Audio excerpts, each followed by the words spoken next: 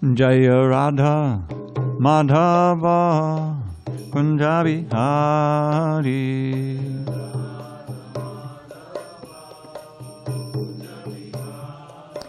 Jaya Radha Madhava Kunja Bihari.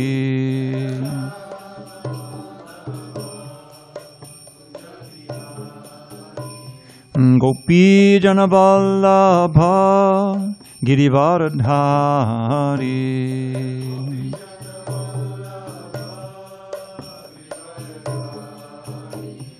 Gopi Jana Vallabha Girivaradhari.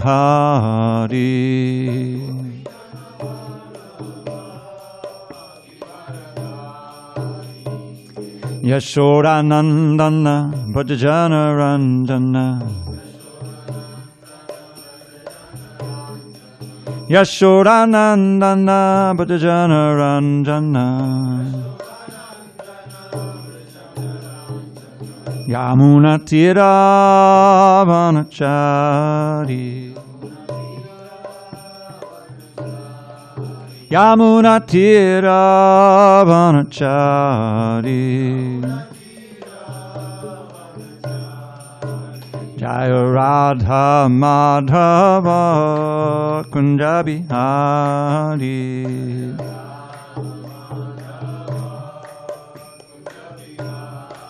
Jaya Radha Madhava Kunja Bihari.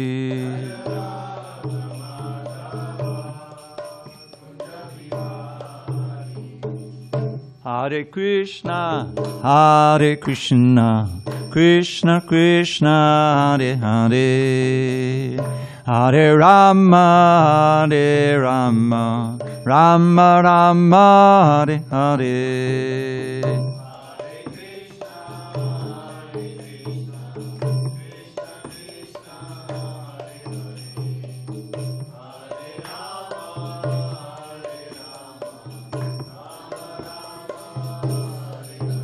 Hare Krishna, Hare Krishna, Krishna Krishna, Hare Hare, Hare Rama, Hare Rama, Rama Rama, Hare Hare. Hare Krishna, Hare Krishna, Krishna Krishna, Hare Hare, Hare Rama, Hare Rama, Hare Hare. Jaya Radha Madhava Kunja Bihari.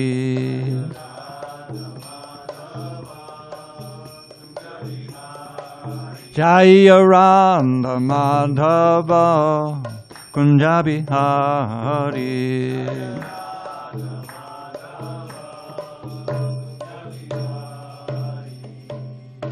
Jai Mr. Paramahansa. Sri Srimad Divine Grace, Srila A.C. Bhaktivedanta Swami Prabhupada ki jai. ISKCON BBT Founder Acharya Srila Prabhupada ki jai. Jai Om Vishnupad Paramahansa Parivajikacharya Ashtoto Sri Srimad Divine Grace Srila Bhakti Siddhanta Saraswati Thakur ki jai. Ananta Koti Vaishnavini ki jai. Namacharya Srila Haridas Thakur ki jai.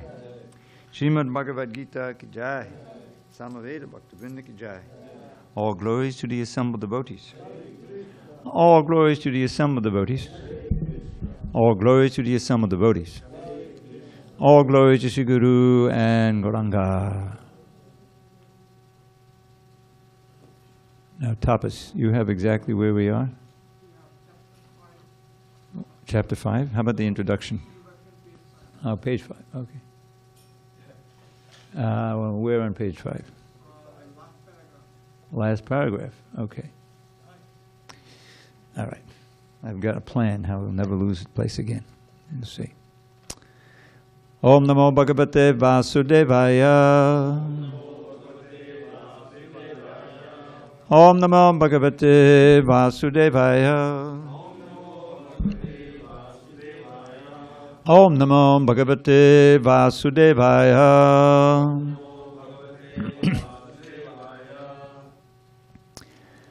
On this 10th day of January 2022 in San Diego, we're reading from Srimad Bhagavad Gita as it is, translation and commentary by His Divine Grace, HG Dravida Swami Prabhupada. And we are in the introduction, page 5 in most of your books, the bottom of the page, beginning with the paragraph, therefore. Therefore, the Bhagavad Gita should be taken up in a spirit of devotion. One should not think that he is equal to Krishna, nor should he think that Krishna is an ordinary personality, or even a very great personality. Lord Sri Krishna is the Supreme Personality of Godhead.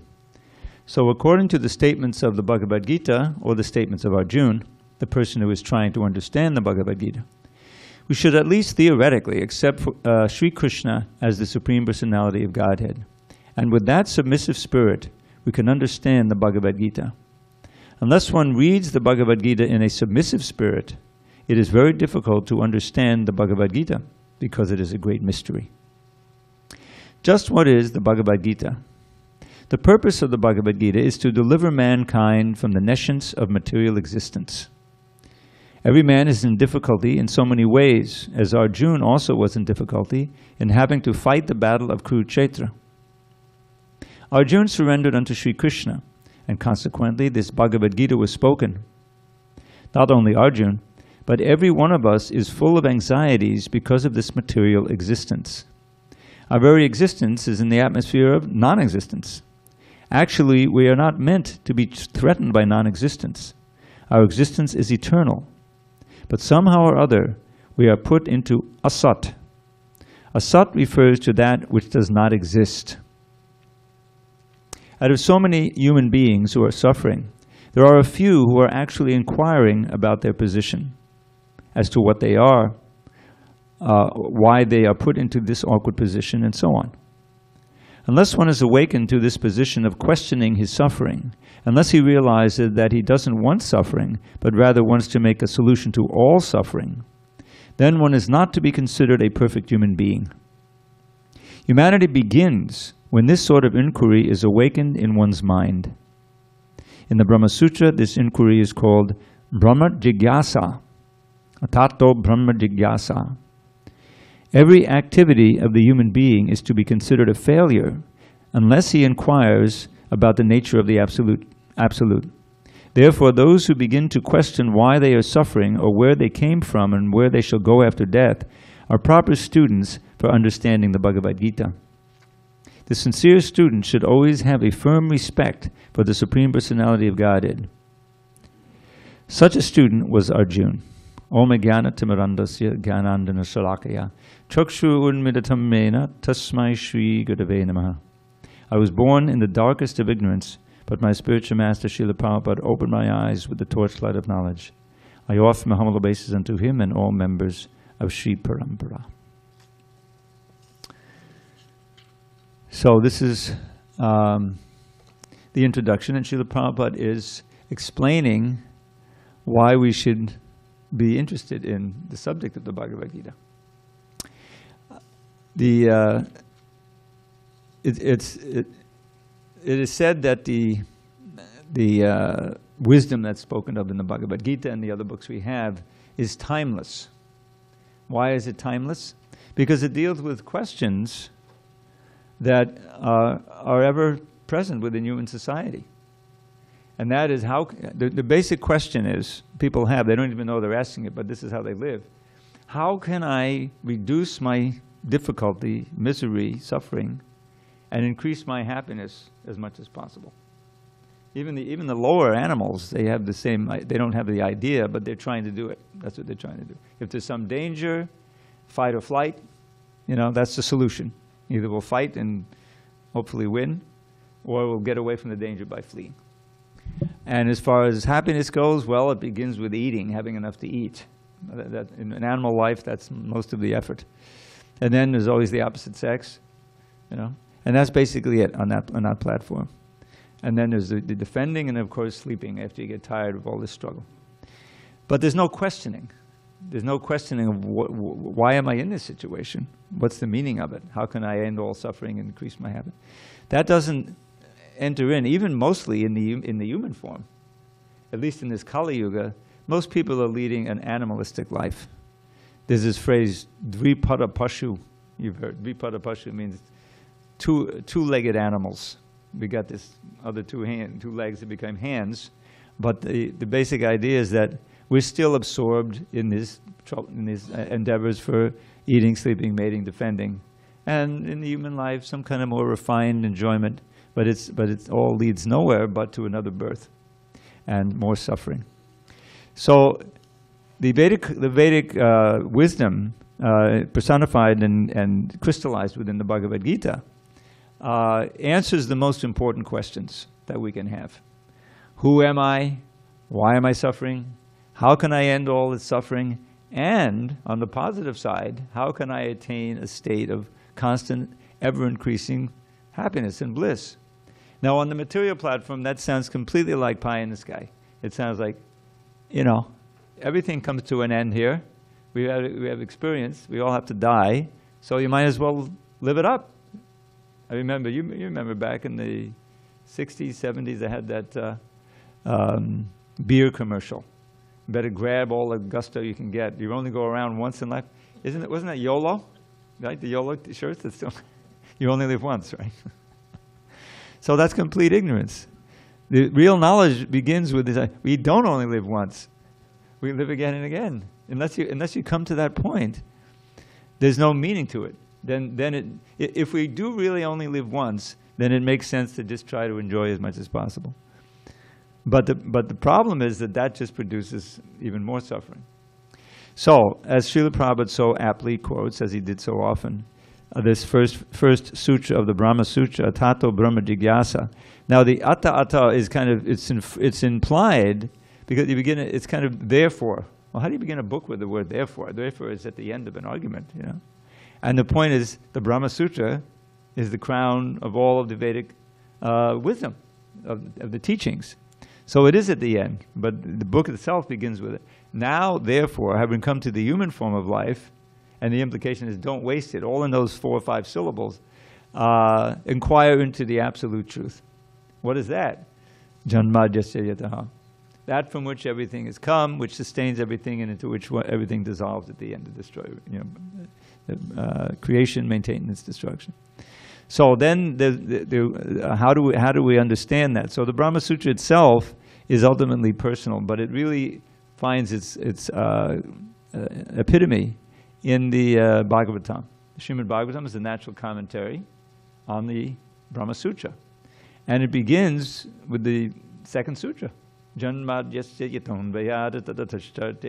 first verse of the Bhagavatam, it begins in the same words as the second sutra. And Lord Chaitanya accepted the Bhagavatam, which of course focuses on the Supreme Personality of Godhead, the way of knowing Him through loving devotion, His many avatars, how He creates this world. All of these questions are answered if we accept it, as Prabhupada explains in this purport, or in this introduction. And that is in a submissive mood, and understanding that we're receiving knowledge directly from the Supreme Personality of Godhead, and therefore we have faith that is true. Just as we read at the end there, well, actually in the 10th chapter we read, Arjuna says, Sarvam etad ritam manne yanmang vadasi keshava. I accept as truth everything you have said to me. And what did he just speak? He spoke the 4 essential verses of the Bhagavad Gita, which are parallel to the 4 Chatushloki Bhagavatam in the second canto of the Bhagavatam. Aham sarvasya prabhavo mattak sarvam pravartate iti mudva bhajante mam buddha bhava samandita. That Krishna says, from me everything comes. That's the answer to the inquiry. Where does everything come from? Krishna is coming from me. And it's interesting because he says it both ways, from his point of view and from our point of view. From his point of view, I'm creating everything. And from our point of view, everything is created by Krishna. You see? So there's an interesting there. Aham sarvasya prabhavo mattak sarvam pravartate. Okay, if you believe that, then what do you do? Iti madva bhajante mam buddha bhava samandvita. If one is intelligent, he'll take Krishna's word for it, and then worship Him with all your heart, with all their hearts. It has to be with all your heart. If you hold back, ultimately, then there's a certain percentage of that you're not surrendering. You're holding back. That means you're coming back. You know, Now, any percentage is good. Krishna says, even if you approach me with some material motive or out of distress, which is a very common way in which people approach God, that's good, as long as you're really approaching God. Because if someone approaches Krishna, that means that they're approaching the deity or the Bhagavad Gita or somehow the devotees of Krishna, not just some vague conception of God.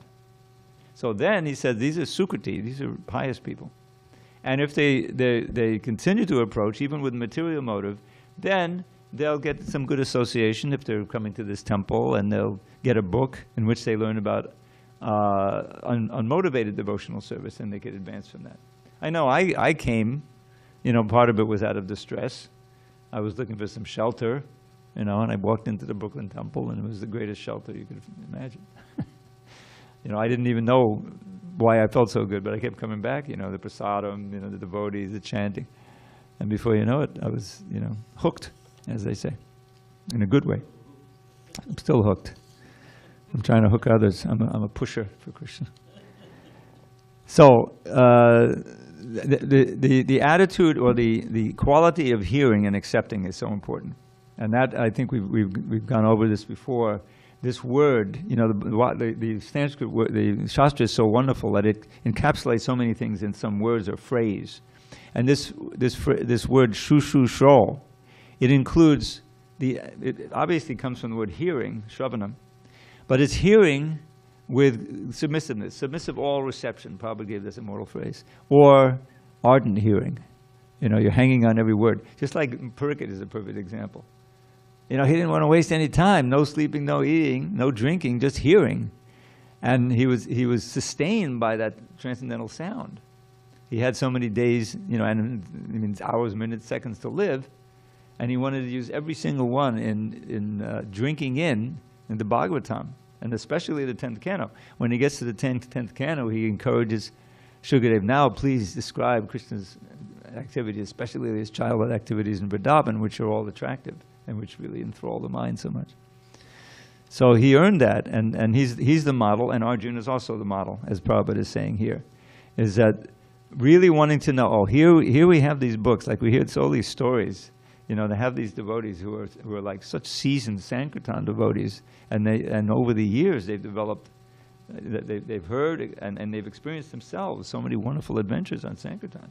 People whose lives have been transformed, their lives have been transformed by this knowledge, Srila Prabhupada's books, and the devotional institution that backs it up. Okay. Oh yes, we have time for questions. Go ahead. Yeah, thank you, Prabhu.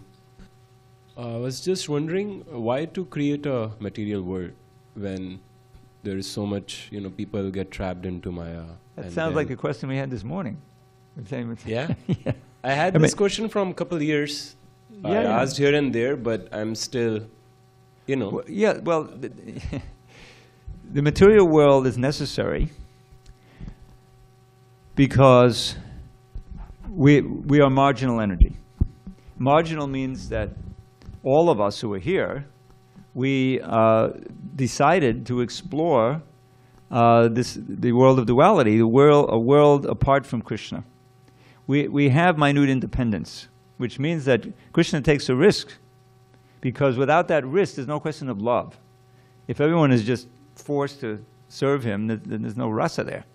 The whole thing is that it's freely given from the devotee side. So he creates, he emanates, we're eternal, but he manifests us with a minute independence. He has infinite independence, we have minute independence. So that means that we have the option to turn our backs on Krishna, and we did that. Who knows how many millions of births of Brahma ago, but it happened. And what happens there is described very distinctly in the Bhagavatam. Bhayam dvitiya abhinaveshatak syad ishara peta sivaparyo smriti. That fear arises. Immediately it's fearful because we forget we have the shelter of Krishna.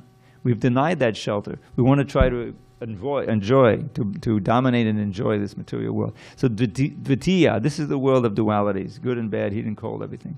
We become absorbed in that. And ishara petasya, that's the key phrase, is that we turn away from Isha, from the Lord. And everything is upside down. We reverse. Instead of being servants of the Lord, we become so-called masters of this material world. And Prabhupada explained in 9th Canto, we start out as Brahma. We all had our stint as Brahma. Not every Brahma goes back to Godhead. He gets absorbed, in the creation. And even this Brahma, we know he had a little problem. He ran after his daughter. He got angry at the Kumaras, and Rudra came out, because he's involved with the modes of nature. I mean, he's highly exalted. He's the head of our sampradaya. But when you're dealing with the material energy, this is what happens. So then from there, we've come down. We did not go back to Godhead. We become enthralled by this world, and we come down, down, down. So that all of us, every living entity, and there's countless quadrillions of them just on this earth, have done that, and we're all equal. We're not equal in our manifestation, but essentially we're equal. We're Angsha of Krishna. So there has to be a place for us. The point is, we can't stay in the spiritual world because we're a disturbance. Just like this little mini world. Prabhupada said the temples should be like a little Vaikuntha. They're meant to be places where only Krishna is served and devotees are blissfully served. But if someone becomes the disturbance here, he's bringing marijuana into the ashram, you can't stay. You have to go out into the outside world. So this is the outside world. But Krishna does not forget us. He still loves us. And so he stays with us. He's going to ask. You're going to ask a question too? Okay. Is that okay? And then we'll have. Yeah, he would hand it. She's next. Okay. And so there has to be a place where we can live and be reformed. It's a prison, but it's not a prison just for punishment. It's a prison to reform us. And so Krishna accompanies us as the super soul. He comes periodically as himself or his representative. He speaks the Bhagavad Gita. So the knowledge is there, but it's this concept, I mentioned it this morning, and the question came up basically. Tough love. Have you ever heard of that? Sometimes in this world, the parents are raising their kid, their young boy, he gets to be 15, 16, and he's incorrigible. He's had some bad association, and he's getting into drugs, and they can't control him.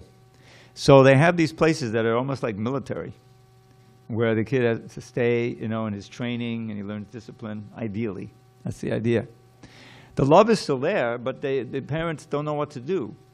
So the love is here, but the punishment is here, so that we'll understand that this isn't our real place.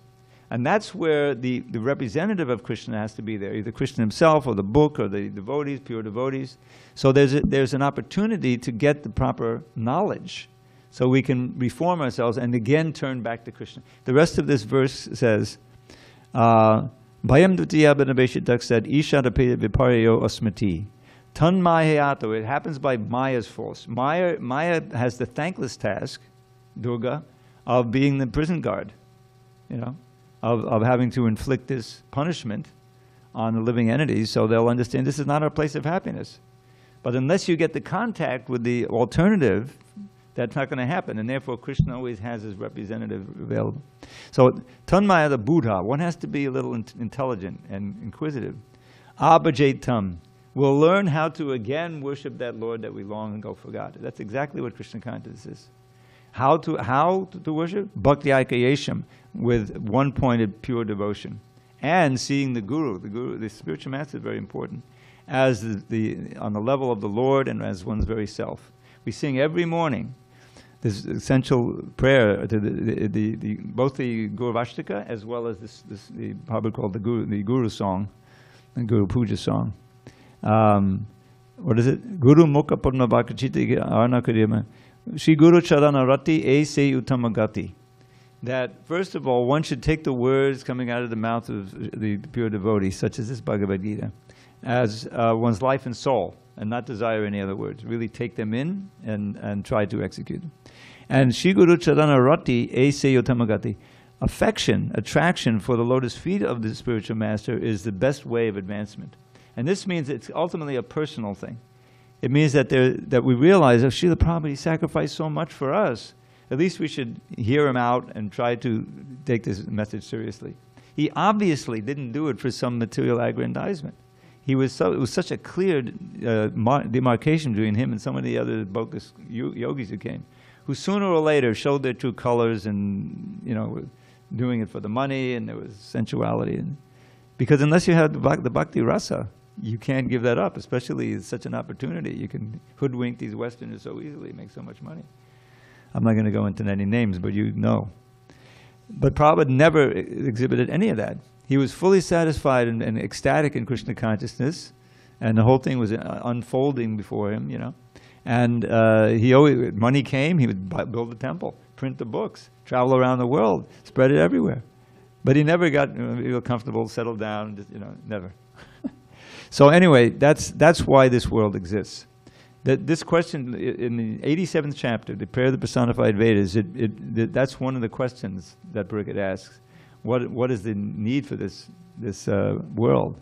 There's a need for it, but we should use our time that we have well in fulfilling the purpose of this world, which is to help us provide a paraphernalia for worship for Krishna to get out, and try to spread the knowledge as far as possible, do Krishna's work, and we'll feel as happy as we can in this world, and then go back to God. All right, Bob, you're on. And thank you so much for spending so much time on this introduction. I had no idea how important. It's very rich. Yeah. It's, I was curious about this word asat. Asat, yes. Is it illusion it's referring to, or I think it's a lot deeper than that, huh? Yeah, it's not exactly illusion. What page is that on again? It's on page 6, right in the middle, last line of the second paragraph. Oh, there it is. Okay. Our existence is eternal, but somehow or other we are put into asat. Asat refers to that which does not exist. So sat is eternal, asat is temporary. And in our philosophy, the temporary is sometimes equated with the non-existent. Because that's what's not non-existence, it's like a dream. Now, in one sense, a dream is very real. If you have a nightmare, you're sweating, you wake up screaming, that was real. It happened. But in another sense, unreal means it's not what you think it is. It's not at all what you're taking it to be. And that's the real thing. This body is a sat. There's a verse right in the second chapter. Na sato vidyate bhavo, na bhavo vidyate sataha. Ubiyoda vidyastontas tvanayastatudarshabi. But that like, na asato vidyate bhavo. For the asat, there is no, how does the Prabhupada put it? Let's find it. It's right near the beginning. After Krishna starts giving his instructions. I should know the number of this, but I don't. That's in page chapter 2. Yeah. Text 16. Those who are seers of the truth have concluded that of the non-existent, the material body, because this is why it's confusing, right? Non-existent, there is no endurance, and of the eternal, the soul, there is no change. Now, this is probably going to be adjusted, because in the purport here, in the end of the first paragraph, Prabhupada says, the words existent and non-existent refer only to spirit and matter. Spirit is existent, and matter is non-existent. Now, that seems to fly in the face of this idea that we don't say that this material world is unreal, right? We have an argument with the Mayavadis. It's temporary. So, but temporality is such a contrast to the spiritual world. The spiritual world and spirit in general doesn't change, right? Krishna is always Krishna. He never gets old. Nothing changes. There's no time in the spiritual world. Not a second passes away. It's eternal present. So you see the contrast. Everything is changing here. We've all changed from yesterday. We don't look so different, but after a few days, after a few weeks and years, you'll see. So that's what the idea is, that asat means temporary. But the problem is that we're looking for the permanent situation of security and happiness, and we can't find it.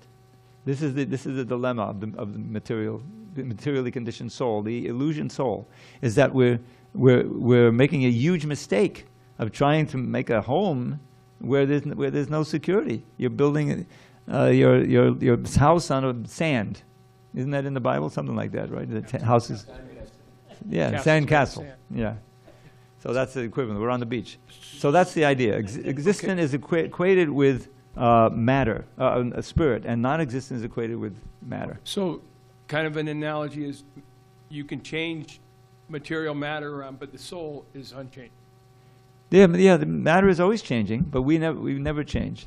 Now, the trick is, because we're in the material world, how to use matter in the service of the spirit, and then it becomes spiritual. This deity is not stone. Krishna is not stone. We don't worship a stone. We're worshiping Krishna. The matter has become spiritualized, and Krishna can reciprocate with us. That's why we keep coming back to see the deity. And the sound, this ordinary sound. No, it's not an ordinary sound. And there's a verse, very, Arche Vishnav Shiladi, and you know this one. Arche Vishnav Shiladi Gudushandanamatir Vaishnave Jati Buddhir. It says that one who sees the Archa Vigraha as a stone, one who sees the Guru as an ordinary man, who sees the Vaishnava in terms of his place of birth, who sees the holy name as ordinary sound, I think I said that. The water that washes the foot of the deity or the devotees as ordinary water is a resident of hell. Already, a Naraki, literally a resident of hell. So the idea is that we can begin to see spiritually, and then we see matter, we see the spiritual nature of everything, because it's coming from Krishna. But it's temporary, so we don't place our shelter there. We try to use matter in the service of spirit. And that way we become spiritualized, and we can spiritualize a whole building like this, or all these, the trees that sacrifice their lives to make the paper for these books. Very, very fortunate trees. I think she was next, and then you, is that okay? Go ahead, Prabhu. Go ahead, Dhanavai. Hare Krishna, Prabhu. Nice class. My question, well, I have now two questions after Prabhu asked, but first question I had in my mind is, sometimes my problem is, I read, I understand certain things, but then mind is so flickering, and it's hard to concentrate with so many things going on. If someone even says something or whatever happens, even, we are very sensitive. At least I am. So I have a hard time concentrating, bringing, we were talking about 100%. I know I'm not even close to even 20%, but how do we bring our mind and give Krishna better and better, our mind, and get better toward the upper level, 100% better? Yeah. Well, Prabhupada was very fond of saying Krishna consciousness is a science. It's a science. And the most important consideration is Sangha, association. And the Sangha just doesn't mean who you're associating with, but what you're associating with. And by watching your association, by taking full advantage of the association, and a lot of it comes down to prayer or prayerfulness, because as you're describing, we're all of us we're all in the material energy. Material energy is so powerful. So Krishna says, "Daiviyesha gunami mama maya duratya." This word duratya, Prabhupada translates as very difficult to cross over in the word by words, but it came out to just difficult. If you say something is difficult, it's difficult to get into Harvard, but that means you can do it if you really try. Right? And you qualify. It's difficult to climb Mount Everest, but if you do it right, you qualify. But really, it should be at least very difficult. In other words, you can't do it on your own. But if you surrender unto Krishna, mame vepa padyante maya metang tadanti te, you can cross beyond it. So what is that surrendering to Krishna? That's the key element. And I think so much of it depends on our mood and our attitude, because there's a beautiful verse, there's so many verses that are pertinent, but in the prayers of Queen Kunti, Prabhupada loved those prayers.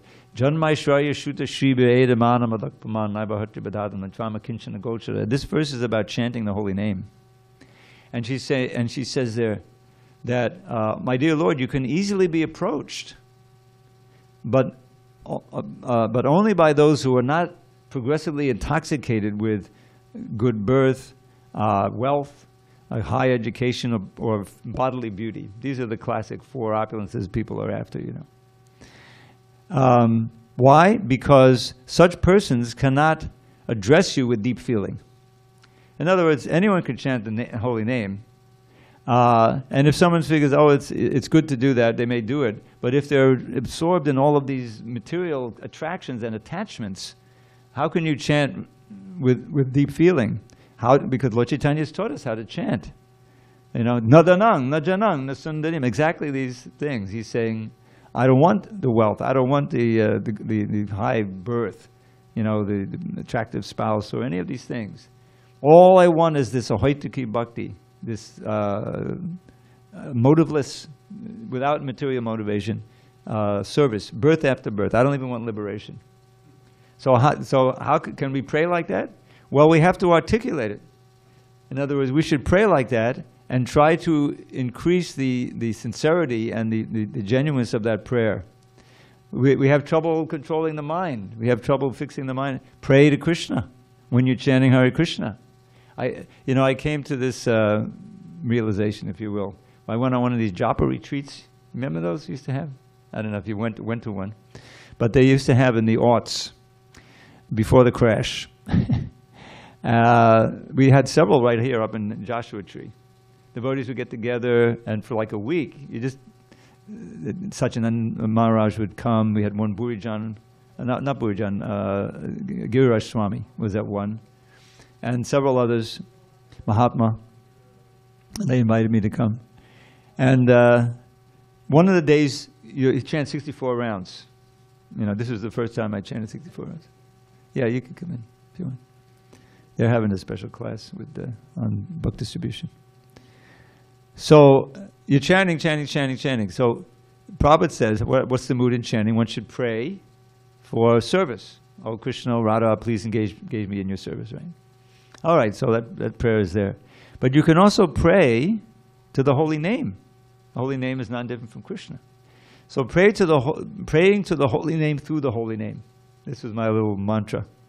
What are we praying for? Well, my main problem is I can't fix my mind on you, so let's pray for that. Oh, holy name, please stay in my mind. Just like Kunti prays. Tvayime ananya vishaya mati madhapateya sakrit ratamundhathara gange baugamanandati. Anyone can offer this prayer. Oh, Madhu's Lord, because he was known as the Lord of the Madhus, so I made it Madhava, because everyone knows Madhava. Oh, Madhava, please ever fill my mind with thoughts of thee, not any other kind. As Ganges torrent flows into the sea, let all my love flow constantly to thee. So this is can feel like that. We can understand that prayer as we chant. The whole thing is we're trying to train the mind. Did you hear this morning's class? Yeah. The whole thing is the mind. And that's this whole section in the Bhagavatam, the 5th canto, the instructions of, the beginning of the instructions of Jadabharata to King Rahugana. He's always talking about the mind, because ultimately it all devolves on the mind.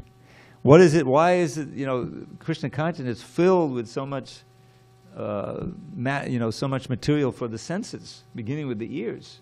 We have we can see all these paintings, we have the deities, the prasadam, and the kirtan, because we need that. All these senses need to be purified by connecting them to Krishna. And then we have a chance, even in this crazy Kali Yuga, of being able to become Krishna conscious. But it's not easy, because it's so powerful. This Kali Yuga is so powerful. So you need to pray to Krishna to please absorb my mind in you. Let me absorb my mind in you. Give me the strength to remember you, and give me the strength to chant you. Give me more taste for the holy name, please. I'm not asking for anything material. There's some beautiful prayers I can share with you if you want. Rupa Goswami has written, and all of our acharyas. One comes to mind. There's a book he wrote called Leela Chanda, and it's simply a summary of Krishna's Vrindavan Leela. In all these wonderful, each Leela has a different meter. Like, I'll give you an example. And they all rhyme. I mean, every two lines are Autanika Mahasankulitam Shakadara Shayana Lambaka Kuchadatsa Chishna Vidichita Dodana Chanchala Patakata Shakata Vinodana. Can anyone guess what it was about? Shakata? Shakata is the cart. The cart. So the Mother Yashoda is absorbed in the Uttana ceremony. There's a big ceremony when the child just doesn't lay on his back anymore, but he actually gets over on his belly and starts crawling. That's Uttana. What a wonderful culture. So she was absorbed greeting the guests. It's only for ladies who have children. It's not for the men, and it's not even for the single women. It's just for ladies with children. So that's the ceremony. So Krishna what to do with little Krishna? So she put him in a cradle underneath the Shakata, which happened to be a demon, was occupying it. So and she's busy, and he wants to suck her breast, but she can't even hear him because he's busy, you know. So he moves his feet, you know. The little children, a little older than him, are watching him, and they see it all. He kicks it down, you know. Okay. And then the whole thing crashes. What happened? What happened? You know, and oh, the child was saved somehow or other. No accident, you know. So it goes on like that. So then in the course of these, it goes through all the different, and each of the pastimes has a different meter. I mean, I could share that. It's just so absorbing. You know, this is how we can become Krishna conscious. Bhagavatam, of course, is full of these things. So then there's one pastime when he's herding the cows, and then there's a prayer comes at the end. Between each pastime, there's a couple of verses, and there are prayers in there. So this is the prayer. Api spada mode pratibada sudha koti madade purana gramanta bahadita balila. I'll spare all the Sanskrit. So he's saying, my dear Lord, although the wonderful nectar of your pastimes, descriptions, is flowing throughout the Puranas, headed by Srimad Bhagavatam, the calf of my mind has wandered away from this nectar stream and gone into a ditch to drink the swill of sense gratification, or topics about sense gratification.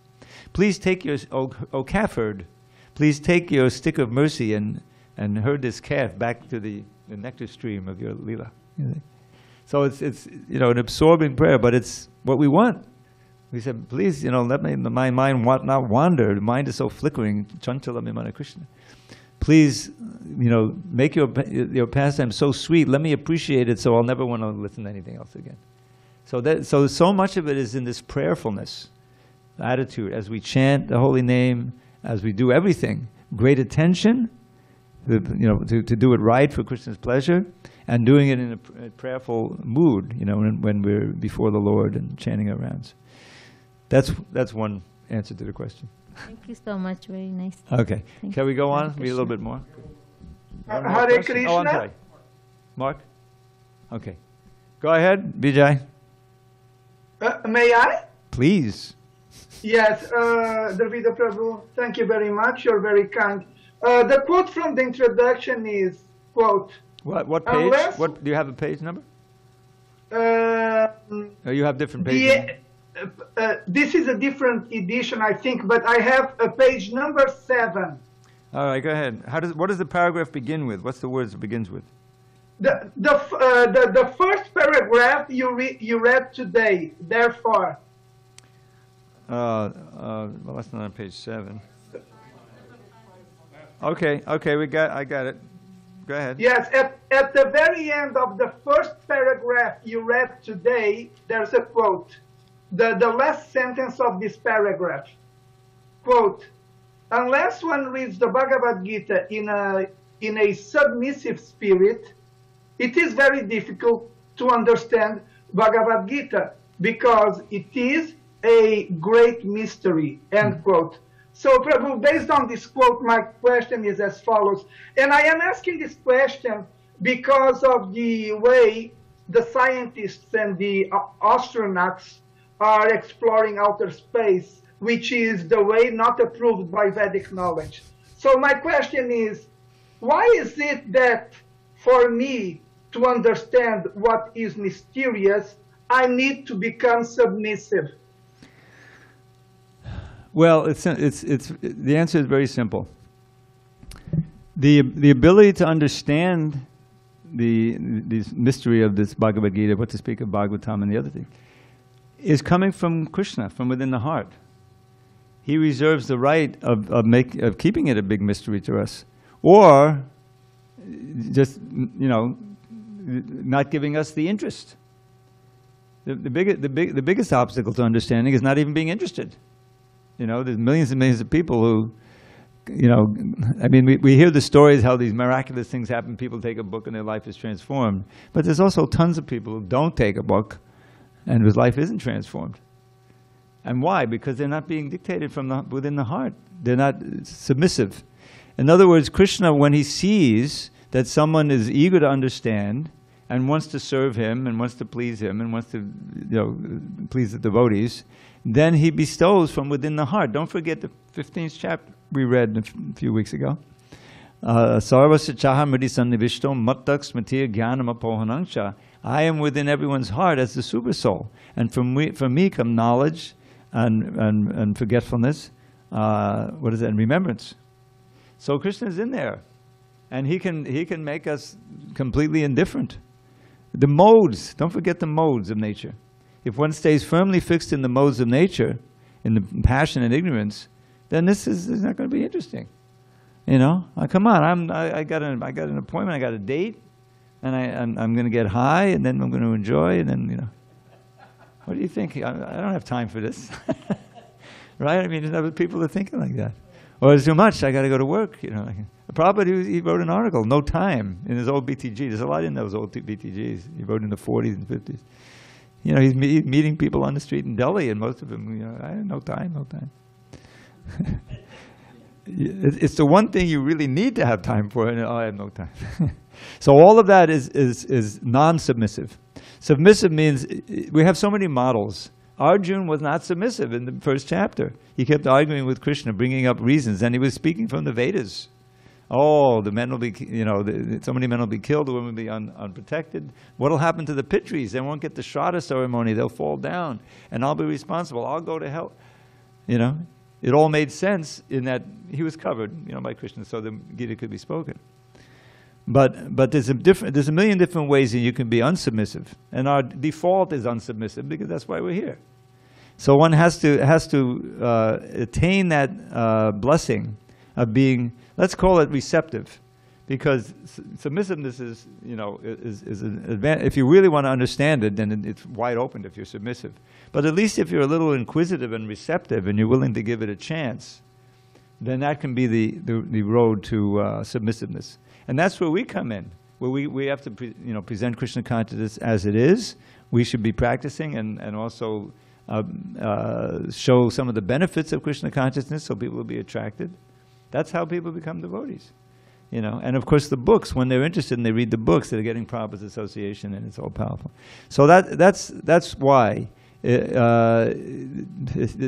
exactly what the Shushu is. Without being receptive, submissive, or reception, then it can't enter into the heart, you know. And it's just, I mean, we've even had experience, devotees who are submissive, but then they commit offenses and they feel uncomfortable in the association of devotees. This is the first symptom of a serious disease. They don't hanker and miss the association of devotees and make all kinds of sacrifices to get in the association, but they find that they can't associate. I remember this one devotee, I would never name any names, but way back in the 70s in LA, and I don't know, he'd committed some offense, he was starting to get deviated, and he was standing right in front of the deities, Rukmini Dwarkadish, who was so enthralling, you know. But he couldn't look at them. I was right behind him. He was looking here, looking there, looking there. He couldn't look at the deities. It can happen like that, so be careful.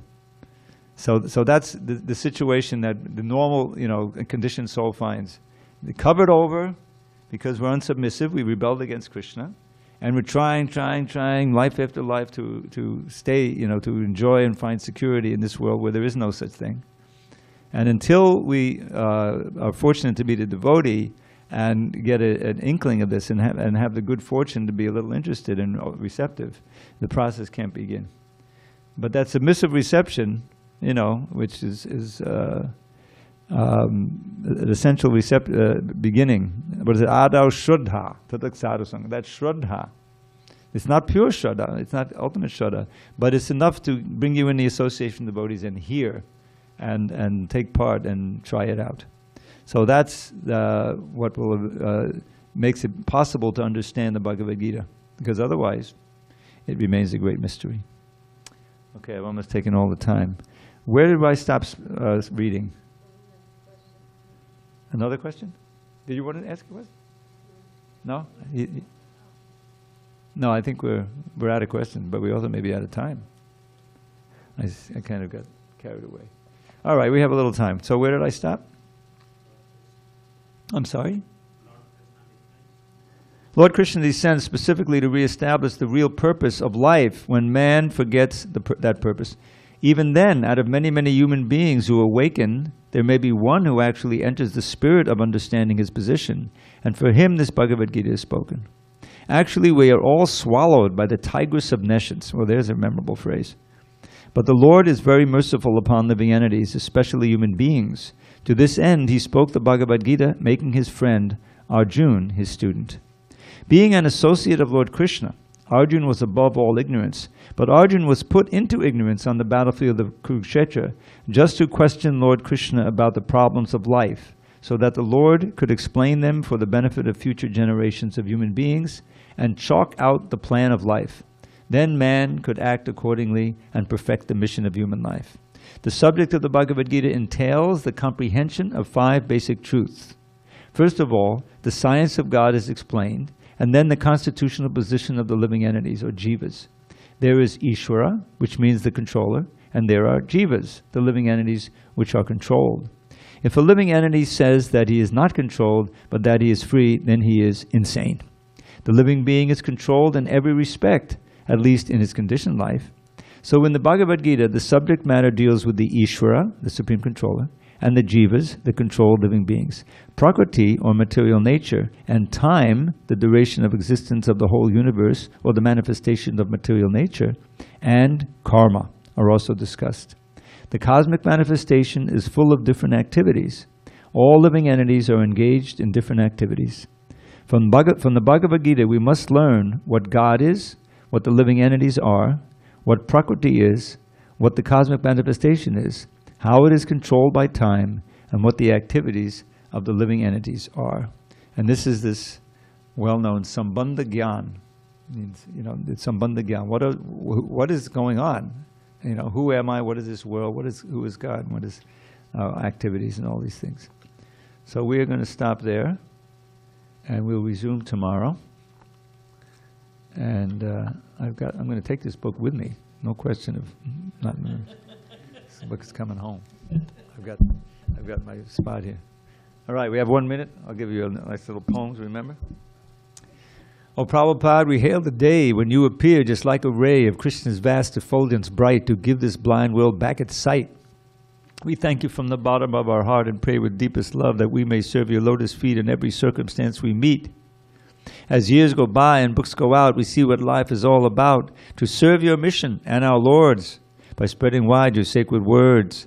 As well, you want us all to strive to let those words direct our lives. This safest path will lead us home, no more in Maya's realm to roam.